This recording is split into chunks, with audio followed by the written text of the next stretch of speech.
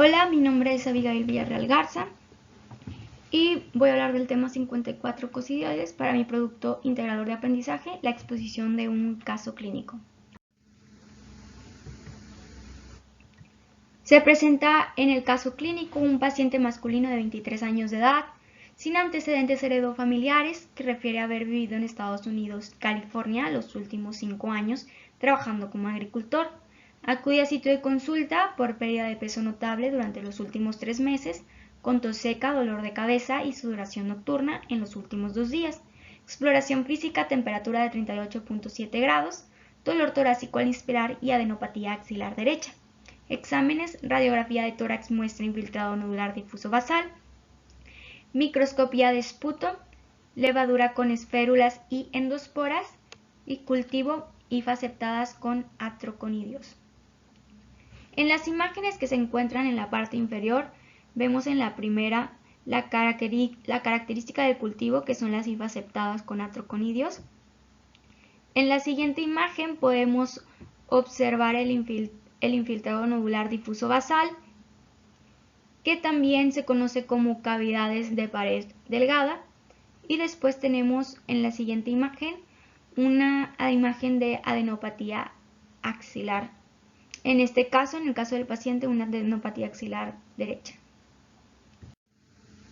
En la siguiente imagen vemos una biopsia de cocidoidomicosis, donde se puede observar las esférulas con endoesporas, y otra radiografía de tórax donde vemos una cavidad de piel delgada o con infiltrado neumocócico. Ahora, ¿qué diagnóstico presenta el paciente con respecto al caso y cuál es el agente causal? Veíamos que el paciente presentaba un cuadro similar al cuadro gripal, como la sudoración nocturna, la cefalea, la fiebre moderada y el dolor al inspirar. Sin embargo, también presentó una pérdida espontánea de peso durante 3 meses y en la exploración física se encontró una adenopatía axilar. Y esto, más las indicaciones de laboratorio, nos dice que el paciente tiene un diagnóstico de cocidoidomicosis pulmonar primaria por cocidoides imitis o posadaceae. Estos hongos se encuentran principalmente en los suelos de Estados Unidos, México y parte de Sudamérica, en las regiones semidesérticas. Y entran al cuerpo humano, se contagian por inhalación. Ahora, la virulencia es una estructura dimórfica. Tiene una estructura de hifas con atroconidios cuando se encuentra en su reservorio principal, que es la tierra.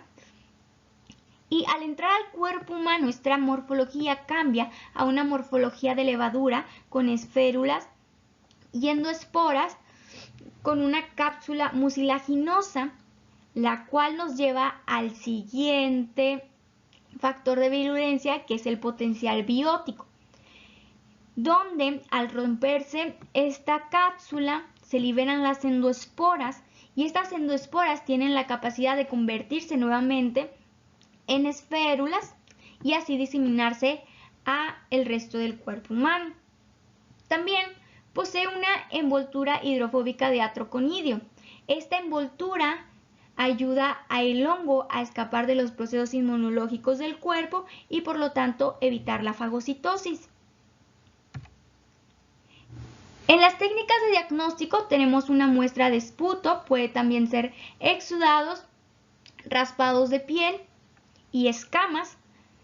Se coloca con una gota de peróxido de potasio al 10% en un portaobjetos con un cubreobjetos, va al microscopio y se observan las endoesporas con las esférulas con endoesporas. Esta prueba es muy factible y muy rápida. Después, el cultivo, que tiene muchas medidas de restricciones de bioseguridad, por lo tanto, si se quiere un diagnóstico rápido, no es recomendable, tarda de 3 a 7 días, debe incubarse en un tubo de rosca a una temperatura de 25 a 30 grados, el cultivo puede variar. La siguiente técnica es la radiografía torácica, la cual es una de las principales, como vimos en las imágenes, y pues se va a encontrar espacios difuminados o cavidades de pared delgada. Las siguientes son las pruebas de cosidioidina y esferulina. Estas pruebas no son recomendables en el caso de nuestro paciente, ya que solo es en caso de primer contacto en las primeras 48 a 72 horas. Como vimos, nuestro paciente trabajó durante 5 años como agricultor, por lo que podemos especular que tuvo un segundo o tercer contacto con el hongo. La siguiente técnica es una biopsia, como veíamos en la imagen inferior.